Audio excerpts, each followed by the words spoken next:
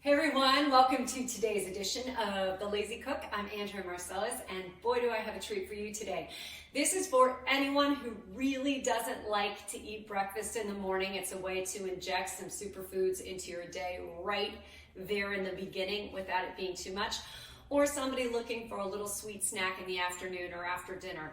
These are cherry Superfood Bites and cherry chocolate Superfood Bars. You ready? Here we go. Okay, so this is a no-bake recipe that just needs a little time in the fridge, and it's absolutely easy and delicious. Don't blink because it's going to be that fast to make it. Ready? So we have a cup of rolled oats, some old-fashioned rolled oats. You just want to buy the highest quality you can. And then we're going to do 2/3 of a cup of shredded coconut. And shredded coconut is phenomenal in any sort of a recipe like this because it's chewy, not just for the nutrition value, but it's going to help you. We're going to make tiny portions of this, and it's going to help stretch it a little bit because it just takes longer to chew. The oats are amazing because, as you know, they're just incredible for lowering your cholesterol and really improving your overall health. They do that because they're full of what's called soluble fiber. That's what cleans out your blood. So we have 2 superfood ingredients right here. And by the way, the fat in the coconut is really excellent for you. It's a medium chain fatty acid. That means your body will use it for energy and fuel more easily than other kind of fats. So feel good about the coconut. Okay, here comes some more super nutrition for you. We're gonna add a half cup of flaxseed, ground flaxseed, or you could use ground chia seed. We're also going to use a half cup of walnut pieces. Now, what these 2 ingredients are doing for you is giving you a massive burst of omega-3 fatty acids right there in that little bite. And this is like what you need for the day. So those omega-3 fatty acids are a powerhouse for your health. They fight disease. Name a disease, they fight it.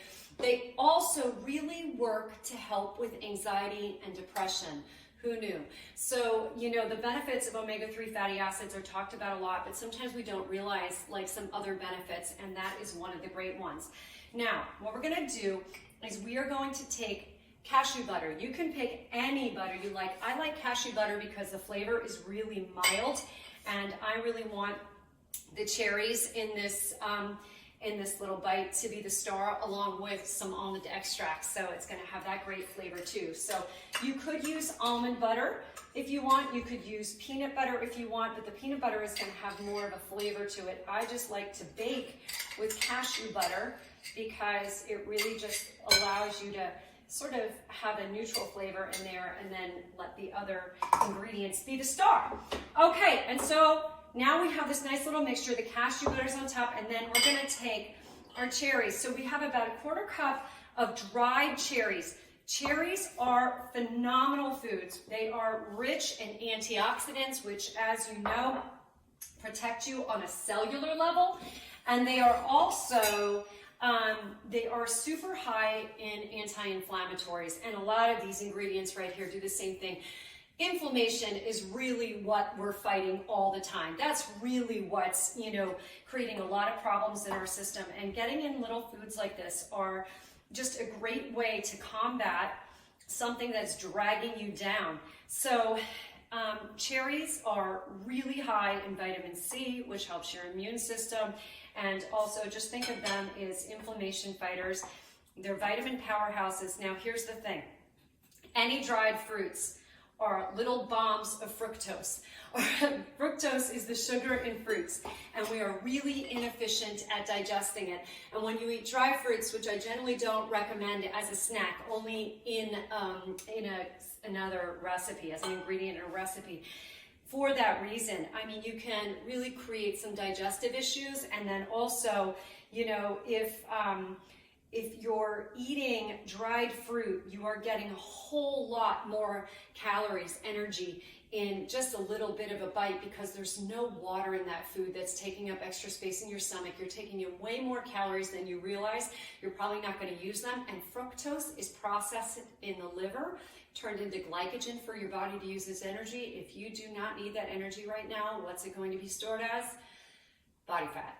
So be really careful with your dried fruits. In something like this, it's just fine. It's just a little bit of luscious sweetness in the middle of this recipe. And then we're gonna start with 1/3 cup of maple syrup. I love using maple syrup in recipes. You could also use pure honey, but for me, I just like the flavor of maple syrup a little bit better in my recipes. And it's a little easier to work with. It's a little more liquidy and less sticky than honey. Now, what you're gonna do is start to stir this up. Look, we're almost done. I'm dragging this out, teaching you nutrition things, but this, you would have been done by now, let's just put it that way. Okay, so you're gonna just stir this, and then you're just gonna kind of take a look at what you're making here. You're gonna try to form it almost into a ball in the bowl. And then you decide if it, for whatever reason, seems too liquidy, you just add a few more oats. And in this case, I think I'm gonna add just a little more syrup to help it all adhere together a little better. We don't need to measure it, it's no big deal. Just give yourself some deliciousness and don't think about it too much.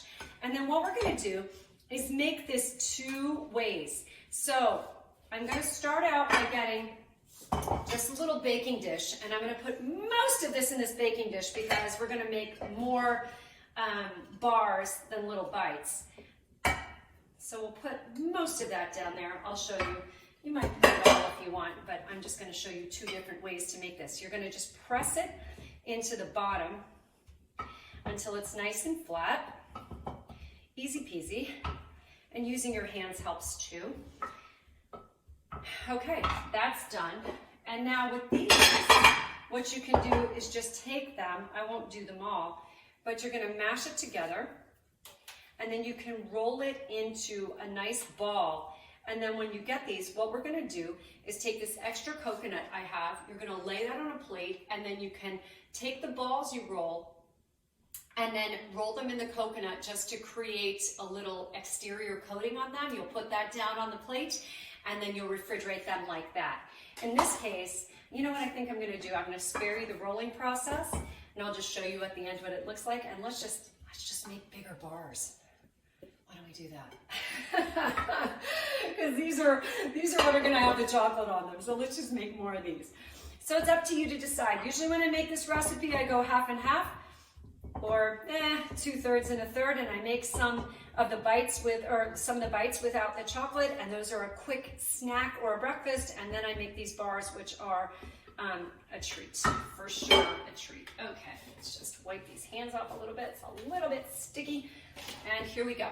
So you just pop that in the refrigerator. You can have it just like this, but we are going to make it a little more special for ourselves by adding some melted chocolate.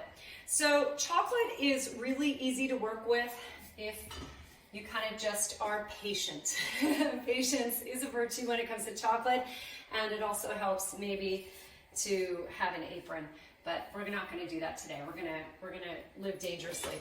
So I have already taken a few little bars of chocolate, and I'd like to show you. So I get really high quality dark chocolate, and in this case I'm using Joya dark chocolate, and this is a vegan chocolate. This is actually made with coconut milk instead of a dairy product. So it's really one of my favorite chocolates to use, and I actually have some vegan neighbors that I'm going to make these for and give them as a little gift.